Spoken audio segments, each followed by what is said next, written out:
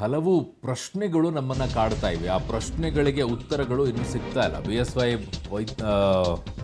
ಮೊಮ್ಮಗಳು ಡಾಕ್ಟರ್ ಸೌಂದರ್ಯ ಹೆರಿಗೆ ಬಳಿಕ ಕಾಡುವಂಥ PPD ಸಮಸ್ಯೆಯೇ ಕಾರಣವಾಯಿತಾ? ಆತ್ಮಹತ್ಯೆಗೆ PPD ಅಂದರೆ ಪೋಸ್ಟ್ ಪ್ರೊಡಕ್ಟ್ PPD ಅಂತ ಅಂದರೆ ಏನು? ಈ ಎಲ್ಲ ಪ್ರಶ್ನೆಗಳಿಗೆ ಉತ್ತರವನ್ನು ಡಾಕ್ಟರಿಂದಲೂ ಕೂಡ ಪಡ್ಕೊಳ್ಳೋಣ. PPD ಸಮಸ್ಯೆ ಅಂದರೆ ಏನು? ಎಲ್ಲರನ್ನೂ ಕಾಡುತ್ತಾ, ಕೆಲವರನ್ನು ಮಾತ್ರ ಕಾಡುತ್ತಾ ಇದು ಅಂತ ಹೇಳಿ. ಸೊ ಹೆರಿಗೆ ಬಳಿಕ ಕಾಡುವಂತಹ PPD ಪೋಸ್ಟ್ ಪಾರ್ಟಮ್ ಸೈಕೋಸಿಸ್ ಸಮಸ್ಯೆ ಅಂತ ಹೇಳ್ತಾರೆ. ಇದನ್ನು ಪೋಸ್ಟ್ ಪಾರ್ಟಮ್ ಡಿಪ್ರೆಷನ್ ಅಂತಲೂ ಕೂಡ ಹೇಳ್ತಾರೆ. PPD ಅಂದ್ರೇ ಪೋಸ್ಟ್ ಪಾರ್ಟಮ್ ಡಿಪ್ರೆಷನ್ ಅಂತ ಹೇಳಿ. ಸೊ ಈ ಹೆರಿಗೆ ಬಳಿಕ ಸಾಮಾನ್ಯವಾಗಿ 3 ರೀತಿಯ ಖಿನ್ನತೆ ಕಾಣಿಸುತ್ತೆ ಅಂತ ಹೇಳ್ತಾರೆ. ಏನಿದು ಸಮಸ್ಯೆ? ಹೆರಿಗೆಯ ನಂತರ ಕೆಲವು ಮಹಿಳೆಯರಲ್ಲಿ ಕಾಣಿಸ್ಕೊಳ್ಳುವಂತಹ ಸಮಸ್ಯೆ. ಹೆರಿಗೆ ಬಳಿಕ ಸಾಮಾನ್ಯವಾಗಿ 3 ರೀತಿಯ ಖಿನ್ನತೆ ಕಾಣಿಸ್ಕೊಳ್ಳುತ್ತೆ. ಒಂದು ಪೋಸ್ಟ್ ಪಾರ್ಟಮ್ ಬ್ಲೂ ಅಂತ ಹೇಳಿ, ಇನ್ನೊಂದು ಪೋಸ್ಟ್ ಪಾರ್ಟಮ್ ಡಿಪ್ರೆಷನ್ ಅಂತ ಹೇಳಿ, ಮೂರನೇದು ಪೋಸ್ಟ್ ಪಾರ್ಟಮ್ ಸೈಕೋಸಿಸ್ ಸಮಸ್ಯೆ ಅಂತ ಹೇಳಿ. ಪೋಸ್ಟ್ ಪಾರ್ಟಮ್ ಬ್ಲೂ ಸಾಮಾನ್ಯವಾಗಿ 80% ಹೆರಿಗೆಯ ಬಳಿಕ ಕಾಣಿಸ್ಕೊಳ್ಳುತ್ತೆ. ಇದರಲ್ಲಿ ಮೂಡ್ ಸ್ವಿಂಗ್ಸು, ಸಣ್ಣ ಸುಸ್ತು, ರೆಸ್ಟ್ಲೆಸ್ಸು, ಒತ್ತಡ ಅಂತ ಅನಿಸುತ್ತೆ ಮಹಿಳೆಯರಲ್ಲಿ. PPD ಸೈಕೋಸಿಸ್ ಸಮಸ್ಯೆ 10% ಹೆರಿಗೆಯ ಬಳಿಕ ಕಾಣಿಸಿಕೊಳ್ಳುತ್ತೆ, ತುಂಬ ಕಡಿಮೆ. PPD ಸಮಸ್ಯೆ ಇರುವಂಥ ಮಹಿಳೆಯರಲ್ಲಿ ಆತ್ಮಹತ್ಯೆ ಆಲೋಚನೆ ಕೂಡ ಬರುತ್ತೆ ಅಂತ ಹೇಳಿದ್ದಾರೆ. ಸೊ ಅತಿಯಾದ ಊಟ ಸೇವನೆ ಮಾಡೋದು, ಕೆಲವೊಮ್ಮೆ ಹಸಿವಾಗದೇ ಇರೋದು, ದಪ್ಪಗಾಗೋದು, ಕಾರಣವಿಲ್ಲದೆ ಅಳೋದು, ಮೂಡಿಯಾಗಿರೋದು, ಆತ್ಮಹತ್ಯೆ ಮಾಡಿಕೊಳ್ಳುವಷ್ಟು ಖಿನ್ನತೆ ಕಾಡುತ್ತೆ ಅಂತ ಹೇಳ್ತಾ ಇದ್ದಾರೆ. ಸೊ ಯಾಕೆ ಹೀಗಾಗುತ್ತೆ, ಏನು ಇದಕ್ಕೇನಾದರೂ ಡೆಲಿವರಿ ಆದ ನಂತರ ಟ್ರೀಟ್ಮೆಂಟ್ ಇಲ್ವಾ ಅಂದರೆ ಇರುತ್ತೆ, ಎಲ್ಲವನ್ನೂ ಕೂಡ ಬಟ್ ಅದನ್ನು ಕಂಡುಹಿಡ್ಕೊಳ್ಳೋದನ್ನು ನೆಗ್ಲೆಕ್ಟ್ ಮಾಡಿದ್ರೆ ಗೊತ್ತಿಲ್ಲ ಏನಾಯಿತು ಇಲ್ಲಿ ಅಂತ ಹೇಳಿ. ಅದೊಂದೇ ಕಾರಣ ಅನ್ನೋದಾಗಿದ್ದರೆ ಇಲ್ಲಿ 9 ತಿಂಗಳಾಗಿದೆ. 9 ತಿಂಗಳಿನಿಂದಲೂ ಕೂಡ ಅದೇ ರೀತಿಯಾಗಿರ್ತಾರಾ? ಅಲ್ಲಿವರೆಗೂ ಗೊತ್ತಾಗಿರಲ್ವಾ? ಆ್ಯಸ್ ಎ ಡಾಕ್ಟರ್ ಫ್ಯಾಮಿಲಿಯಲ್ಲಿ, ಅದು ಸರ್ಜನ್ ಆಗಿರುವಂಥ ಡಾಕ್ಟ್ರು, ಅವ್ರಿಗೆ ಅದ್ರ ಬಗ್ಗೆ ಅರಿವಿರಲ್ವಾ? ಇರುತ್ತೆ. ಬಟ್ ಪ್ರಶ್ನೆ ಹುಟ್ಕೊಳ್ಳುವಂಥದ್ದು ಹಲವು ರೀತಿಯಾಗಿ. ಆತ್ಮಹತ್ಯೆಯನ್ನು ಮಾಡ್ಕೊಳ್ತಾ ಇದ್ದಾರೆ ಅಂತಂದರೆ ದ ಸೀನನ್ನು ನೋಡ್ಕೊಳ್ಳಿ. ಒಂದು, ಬೆಳಗ್ಗೆ ಮನೇಲಿ ಎಲ್ಲರೂ ಇರ್ತಾರೆ, ಮೇನ್ ಡೋರ್ ಓಪನ್ ಇರುತ್ತೆ, ಬಟ್ ಬೆಡ್ರೂಮ್ ಡೋರನ್ನು ಮಾತ್ರ ಹಾಕ್ಕೊಳ್ತಾರೆ, ಮನೇಲಿ ಕೆಲಸ ಮಾಡ್ತಿರ್ತಾರೆ. ಅಂಥ ಸಂದರ್ಭದಲ್ಲಿ ಡಾಕ್ಟರ್ ನೀರಜ್ ಅವರು ಹೋಗ್ತಾರೆ. ಅದಾದ ನಂತರ ಮನೆಯಲ್ಲಿ ಡೋರ್ ಹಾಕ್ಕೊಂಡು ಆತ್ಮಹತ್ಯೆಯನ್ನು ಮಾಡ್ಕೊಳ್ತಾರೆ, ಯಾರಿಗೂ ಗೊತ್ತಾಗಲ್ಲ. ಡೋರ್ ಮಾತ್ರ ಓಪನ್ ಆಗ್ತಿಲ್ಲ ಅಂತಾರೆ. ಅದನ್ನು ಡೋರ್ ಓಪನ್ ಮಾಡಿದಾಗ ಅವರು ಸುಸೈಡ್ ಮಾಡ್ಕೊಂಡಿರೋದು ಗೊತ್ತಾಗುತ್ತೆ. ಹೇಗೆ? ಇವೆಲ್ಲ ಪ್ರಶ್ನೆಗಳು ಕಾಡುತ್ತೆ. ಬಟ್ ಈ ಪ್ರಶ್ನೆಗಳಿಗೆ ಉತ್ತರ ಗೊತ್ತಿಲ್ಲ. ಪ್ರಶ್ನೆಗಳನ್ನೋದಕ್ಕಿಂತಲೂ ಒಂದಿಷ್ಟು ಅನುಮಾನಗಳಿಗೆ ಈಗ ತೆರೆ ಎಳೆಯುವಂಥ ಕೆಲಸವನ್ನು ಪೊಲೀಸರು ಮಾಡಬೇಕಾಗತ್ತೆ. ಏನಾಯಿತು ಏನಿಲ್ಲ ಅಂತ ಒಂದು ಕ್ಲಿಯರ್ ಪಿಕ್ಚರು. ಅದಕ್ಕಿಂತಲೂ ಹೆಚ್ಚಾಗಿ ಪೋಸ್ಟ್ಮಾರ್ಟಮ್ ರಿಪೋರ್ಟ್ ಇವತ್ತು ಬರಬೇಕಾಗಿದೆ. ಪೋಸ್ಟ್ಮಾರ್ಟಮ್ ರಿಪೋರ್ಟಲ್ಲಿ ಏನು ಹೇಳ್ತಾರೆ ಅಂತ ಹೇಳಿ, ಅದರಲ್ಲಿ ಗೊತ್ತಾಗಬೇಕಾಗಿರುವಂಥದ್ದು ಡೆತ್ ಆಗಿರುವಂಥ ಟೈಮಿಂಗ್ ಏನು ಅಂತ ಹೇಳಿ, ಆಮೇಲೆ ಏನಾದರೂ ಮೆಡಿಸಿನ್ ತೊಗೊಳ್ತಾ ಇದ್ರಾ ಅನ್ನುವಂಥದ್ದು, ಡಿಪ್ರೆಷನ್ಗಿದ್ರು ಮೆಡಿಸಿನ್ ತೊಗೊಳ್ತಾ ಇದ್ರು ಅನ್ನುವಂಥ ಮಾತುಗಳು ಕೂಡ ಕೇಳಿ ಬರ್ತಾಯಿತ್ತು.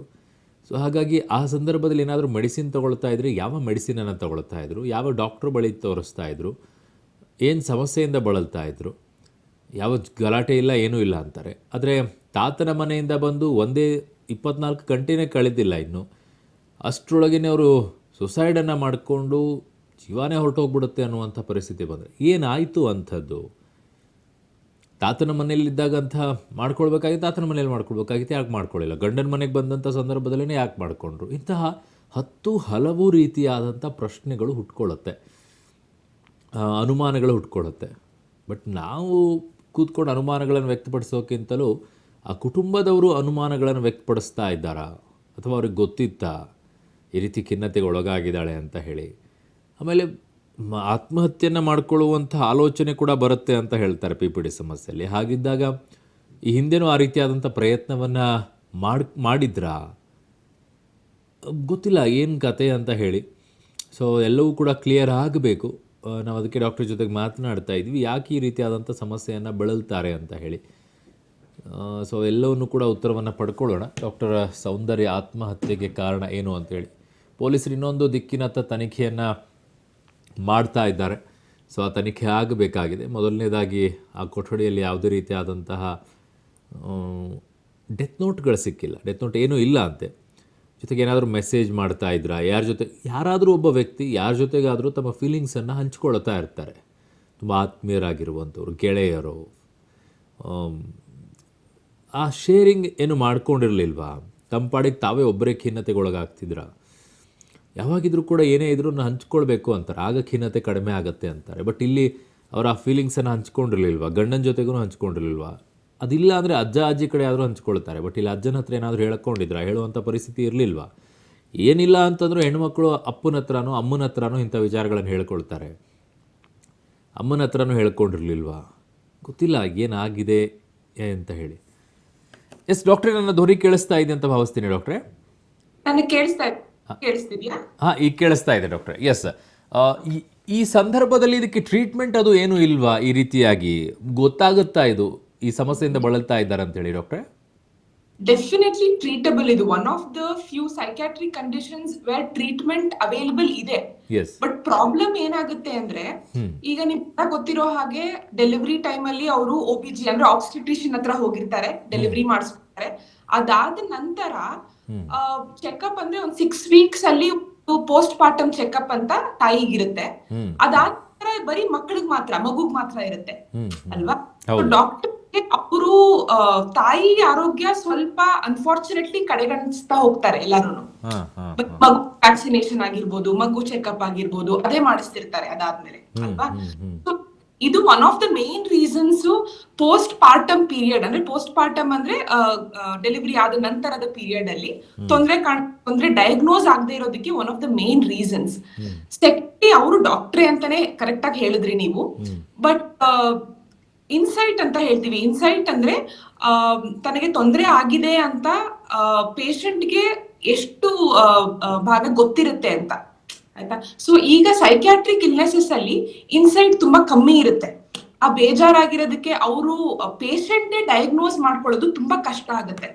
ಸೊ ಇದು ಫ್ಯಾಮಿಲಿ ಮೆಂಬರ್ಸ್ ತುಂಬಾ ಇಂಪಾರ್ಟೆನ್ಸ್ ವಹಿಸ್ತಾರೆ. ಫ್ಯಾಮಿಲಿ ಮೆಂಬರ್ಸ್ ಮುಂಚೆಗಿಂತ ಇವಾಗ ಸ್ವಲ್ಪ ಡಿಫ್ರೆನ್ಸ್ ಇದೆಯಾ, ಅವ್ರಲ್ಲಿ ಏನಾದ್ರೂ ಡಿಫ್ರೆನ್ಸ್ ನೋಟಿಸ್ ಮಾಡ್ತಾ ಇದ್ದಾರೆ? ಡೆಲಿವರಿಗಿಂತ ಮುಂಚೆ ಹೇಗಿದ್ರು, ಇವಾಗ ಹೇಗಿದ್ರು?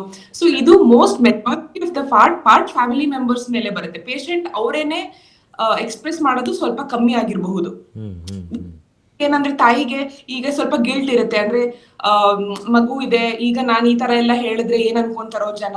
ಸ್ಟಿಗ್ಮಾ, ಅನ್ಫಾರ್ಚುನೇಟ್ಲಿ ಮಾನಸಿಕ ಕಾಯಿಲೆಗಳಿಗೆ ನಾವ್ ಯಾವಾಗ್ಲೂ ಹೇಳೋದದೇ, ಈಗಿನ ಸಿಚುವೇಶನ್ 20th century ಏನೇ ಆಗಿರ್ಲಿ, ಆ ಸ್ಟಿಗ್ಮಾ ಅಂತ ಏನಿದೆ ಅದು ತುಂಬಾ ಜಾಸ್ತಿ ಇದೆ. ಅಂದ್ರೆ ಏನ್ ನಿಜ ಅಲ್ಲ ಅಂತ, ಯಾರೋ ಸುಳ್ಳು ಅಂತ, ನಾನು ಏನೋ ಸುಮ್ನೆ ಹೇಳ್ತಾ ಇದ್ದೀನಿ ಅಂತ ಅನ್ಕೋಬಹುದು. ಸೊ ಈ ಕಾರಣದಿಂದ ಯೂಶಲಿ ಪೇಷಂಟ್ಸ್ ಎಕ್ಸ್ಪ್ರೆಸ್ ಮಾಡೋದಿಲ್ಲ. ಓಕೆ, ಸೊ ಸೆಕೆಂಡ್ಲಿ ಏನು ಅಂತಂದ್ರೆ ಪೋಸ್ಟ್ ಪಾರ್ಟಮ್ ಬ್ಲೂಸ್ ಅಂತ ಏನೋ ನೀವು ಹೇಳ್ತಿದ್ರಿ ಅದನ್ನ. ಸೊ ಪೋಸ್ಟ್ ಪಾರ್ಟಮ್ ಬ್ಲೂ, ಇವಾಗ ಮಂಡೇ ಬ್ಲೂಸ್ ಅಂತ ಹೇಳ್ತೀವಲ್ವಾ, ವೀಕೆಂಡ್ ಆದ್ಮೇಲೆ ಮಂಡೇಸ್ ಬಂದ್ರೆ ಸ್ವಲ್ಪ ಬೇಜಾರ, ಕೆಲ್ಸಕ್ಕೆ ಹೋಗೋದಕ್ಕೆ ಬೇಜಾರು. ಸೊ ಇದು ವೆರಿ ಕಾಮನ್ಲಿ ಸೀನ್, ಆಯ್ತಾ? ಅಂದ್ರೆ ಪೋಸ್ಟ್ ಪಾರ್ಟಮ್ ಬ್ಲೂಸ್ ಈಗ 100 ಪ್ರೆಗ್ನೆನ್ಸಿ ಡೆಲಿವರಿ ಆದ 100 ಮಹಿಳೆಯರಲ್ಲಿ 50 to 80% ಈ ತೊಂದರೆ ಕಾಣಿಸ್ಕೊಳ್ಳುತ್ತೆ. ತುಂಬಾನೇ ಕಾಮನ್, ಅಷ್ಟು ಕಾಮನ್ ಇದು. ಬಟ್ ಏನಂದ್ರೆ ಅದು ಟ್ರಾನ್ಸಿಯೆಂಟ್, ಅಂದ್ರೆ ಟೆಂಪರರಿ, ತುಂಬಾ ಚಿಕ್ಕ ಅವಧಿಗೆ ಸೀಮಿತವಾಗಿರುತ್ತದೆ ಅಂತ. ಎಕ್ಸಾಂಪಲ್, ಅದು ಒಂದು ಯೂಶಲಿ 3rd ಡೇ ಕಾಣಿಸ್ಕೊಳ್ಳುತ್ತೆ. ಡೆಲಿವರಿ ಆದ 3rd ಡೇಗೆ ಯೂಶಲಿ ಕಾಣಿಸ್ಕೊಳ್ಳುತ್ತೆ. ಅದಾದ್ಮೇಲೆ ಸ್ವಲ್ಪ ಕಮ್ಮಿ ಆಗ್ತಾ ಹೋಗಿ ಆಲ್ಮೋಸ್ಟ್ 10th ಡೇಗೆ ಕಂಪ್ಲೀಟ್ ರೆಸಲ್ಯೂಷನ್ ಕೂಡ ಆಗೋಗಿರುತ್ತೆ. ಸೊ ಇದು ಕ್ವೈಟ್ ಕಾಮನ್. ಬಟ್ ಕೆಲವರಲ್ಲಿ ಒಂದು 20-25% ಜನರಲ್ಲಿ ಅದು ಅಡ್ವಾನ್ಸ್ ಆಗಿ ಮೇಜರ್ ಡಿಪ್ರೆಸಿವ್ ಡಿಸಾರ್ಡರ್ ಅಂದ್ರೆ ಪೋಸ್ಟ್ ಪಾರ್ಟಮ್ ಡಿಪ್ರೆಷನ್ಗೆ ಪ್ರೋಗ್ರೆಸ್ ಆಗುತ್ತೆ. ಅವರಲ್ಲಿ ತೊಂದರೆ ಸ್ವಲ್ಪ ಜಾಸ್ತಿ ಸಿವಿಯರ್ ಆಗಿರುತ್ತೆ. ಬಟ್ ಡಾಕ್ಟ್ರೇ, 9 ತಿಂಗಳ ಮಗು ಮುಂದೆ ಇದೆ. ಸೊ ಮಗು, ಸಾಮಾನ್ಯವಾಗಿ ನಾವು ಕೇಳುವಂಥದ್ದೇನು, ತಾಯಿ ಆದಂಥವಳು ತನ್ನ ಮಗು ಮುಂದೆ ಇದ್ದಾಗ ಎಂಥದ್ದೇ ನೋವು ಇದ್ರೂ ಕೂಡ ಅವಳು ಮರ್ತು ಹೋಗ್ಬಿಡ್ತಾಳೆ. ಯಾವುದೇ ಕಷ್ಟ ಇದ್ರೂ ಕೂಡ ಅದರ ಮುಂದೆ ಏನೂ ಅಲ್ಲ ಅನ್ನುವಂಥ ವಿಚಾರವನ್ನು ಹೆಣ್ಣು ಮಕ್ಕಳಿಗೆ ಸಹಜವಾಗಿ ಗೊತ್ತಿರುತ್ತೆ. ತಾಯಿ ಆದಂಥವ್ರು ಹೇಳ್ತಾರೆ ಅದನ್ನು, ಆ ಮಗು ಮುಖ ನೋಡ್ಬಿಟ್ರೆ ಸಾಕು ಎಲ್ಲ ನೋವು ಮರ್ತು ಹೋಗ್ಬಿಡ್ತೀವಿ ಅಂತೇಳಿ. ನಾವೇ ಎಷ್ಟೋ ಸಲ ಮಗು ಮುಖ ನೋಡಿದಾಗ ಏನೋ ನಮಗಾಗಿರುವಂಥ ನೋವುಗಳನ್ನು ನಾವು ಮರ್ತು ಬಿಡ್ತೀವಿ ಅಂತ ಹೇಳ್ತೀವಿ. ಸೊ ಹೀಗಿರಬೇಕಾದ್ರೆ ಅದೆಲ್ಲವನ್ನೂ ಕೂಡ ಮರೆಸಿ ಈ ಕಾಯಿಲೆ ಅನ್ನೋದು ಆತ್ಮಹತ್ಯೆಯವರೆಗೂ ಕೂಡ ನಮ್ಮನ್ನು ಕರ್ಕೊಂಡು ಹೋಗುವಂಥ ಪರಿಸ್ಥಿತಿಗೆ ತಂದಿಡೋಕೆ ಸಾಧ್ಯನಾ ಡಾಕ್ಟ್ರೆ? ಡೆಫಿನೆಟ್ಲಿ ಸಾಧ್ಯ.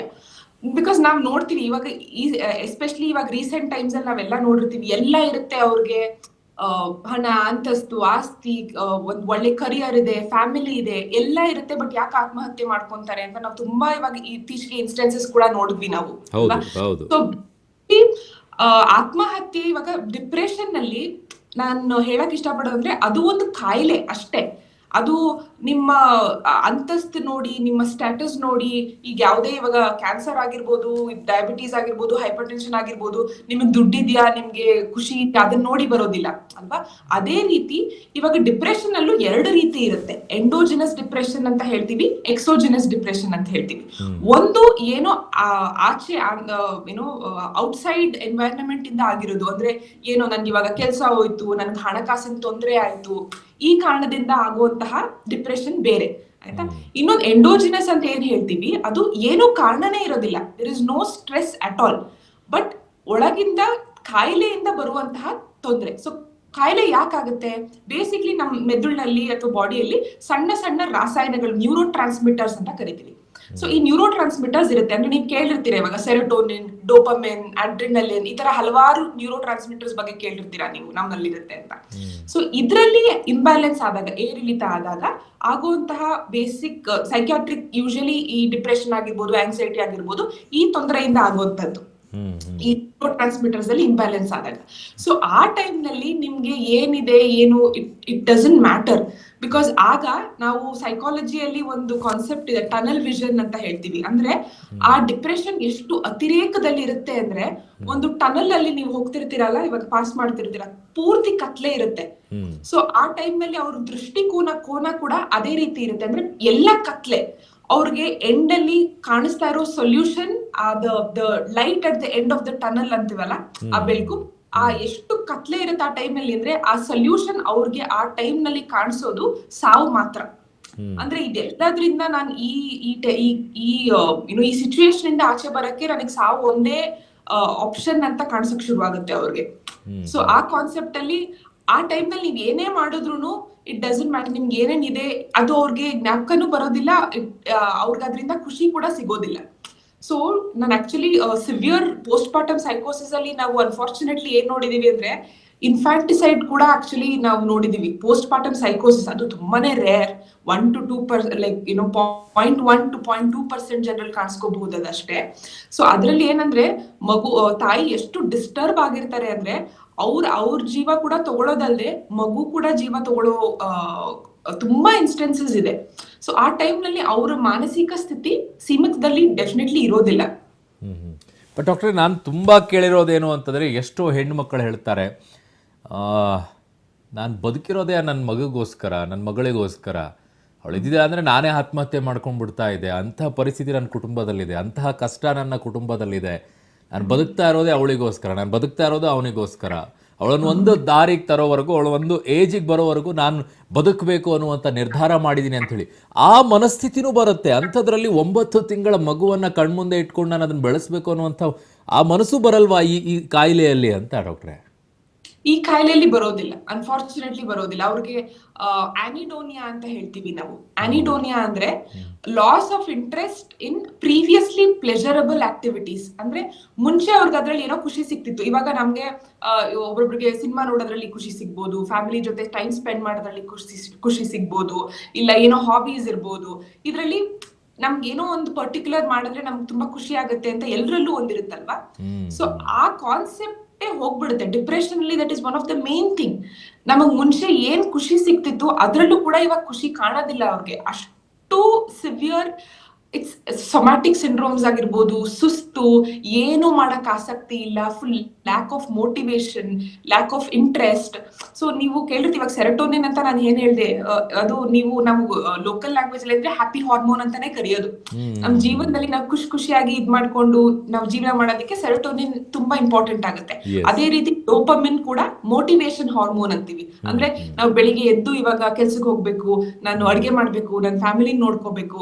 ಸೊ ಇದಕ್ಕೆಲ್ಲ ಈ ತರ ಸಣ್ಣ ಸಣ್ಣ ಹಲವಾರು ಕೆಮಿಕಲ್ಸ್, ಅದನ್ನ ನೀವು every day to day activity ನಾವ್ ಯೋಚನೆ ಮಾಡೋದಿಲ್ಲ, ಅದನ್ನ ಆಟೋಮ್ಯಾಟಿಕ್ ಆಗಿ ಮಾಡ್ಬಿಡ್ತೀವಿ.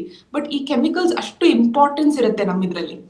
ಬಟ್ ಆ ಕೆಮಿಕಲ್ಸ್ ಅಲ್ಲಿ ಅದೇ ಕಮ್ಮಿ ಆದಾಗ ನಿಮ್ಗೇನು ನಿಮ್ ಜೀವನದಲ್ಲಿ ನೀವು ಮಾಡೋ ಆಸಕ್ತಿ ಆಗಿರ್ಬೋದು, ಇಂಟ್ರೆಸ್ಟ್ ಆಗಿರ್ಬೋದು, ಖುಷಿ ಆಗಿರ್ಬೋದು, ಏನ್ರಲ್ಲೂ ಅವ್ರಿಗೆ ಖುಷಿನೇ ಸಿಗಲ್ಲ. ಸೊ ಅದೇ ಆ ಮಗು ನೋಡ್ಕೊಳ್ಳೋದ್ರಲ್ಲಿ ನೀವೇನ್ ಹೇಳಿದ್ರಿ, ಯೂಶಲಿ ಖುಷಿ ಸಿಗುತ್ತೆ ನಾರ್ಮಲ್ ಪೀಪಲ್ ಅಲ್ಲಿ ಅಂತ. ಬಟ್ ಈ ಖಿನ್ನತೆಗೆ ಒಳಗಾದವರಲ್ಲಿ ಅದು ಕೂಡ ಕಾಣಿಸಕ್ಕೆ ನಿಂತೋಗಿರುತ್ತೆ. ಸೊ ಅದ್ರಲ್ಲಿ ಏನೋ ಅವ್ರಿಗೆ ಅದು ಮಾಡ್ಬೇಕಲ್ಲ ಅಂತ ಫೋರ್ಸ್ ಇಂದ ಮಾಡ್ಬೇಕಾಗತ್ತೆ ಅವ್ರಿಗೆ. ಏನೇ ಆಗಿರ್ಬೋದು. ಸೊ ಇದು ಕೂಡ ಅನ್ಫಾರ್ಚುನೇಟ್ಲಿ ಆಗಿರತ್ತೆ. ಎಂಥ ವ್ಯತ್ಯಾಸ ಅಲ್ವ ಡಾಕ್ಟ್ರೆ, ಬಡತನದಲ್ಲಿದ್ದಂಥವರಿಗೆ ಇಂತಹ ಕಾಯಿಲೆಗಳಿದೆ ಅನ್ನೋದೇ ಗೊತ್ತಿರಲ್ಲ, ಬಟ್ ಎಲ್ಲ ಇರುವಂಥವ್ರಿಗಿಂತ ಕಾಯಿಲೆಗಳಿದೆ ಅನ್ನೋದನ್ನು ಆಮೇಲೆ ನಾವೆಲ್ಲ ಯೋಚನೆ ಮಾಡೋಕ್ಕೆ ಶುರು ಮಾಡ್ತೀವಿ. ಗೊತ್ತಿಲ್ಲ ಯಾವ ಪರಿಸ್ಥಿತಿಗಳು ಹೋಗುತ್ತೆ ಅಂತ ಹೇಳಿ. ಧನ್ಯವಾದಗಳು ಡಾಕ್ಟ್ರೆ, ಇಷ್ಟೊತ್ತು ನಮ್ಮ ಜೊತೆಗೆ ಮಾತನಾಡಿದ್ರಿ, ವಿಚಾರದ ಬಗ್ಗೆ ತಿಳಿಸ್ಕೊಟ್ಟಿದ್ದಕ್ಕೆ ಧನ್ಯವಾದಗಳು ಡಾಕ್ಟ್ರೆ.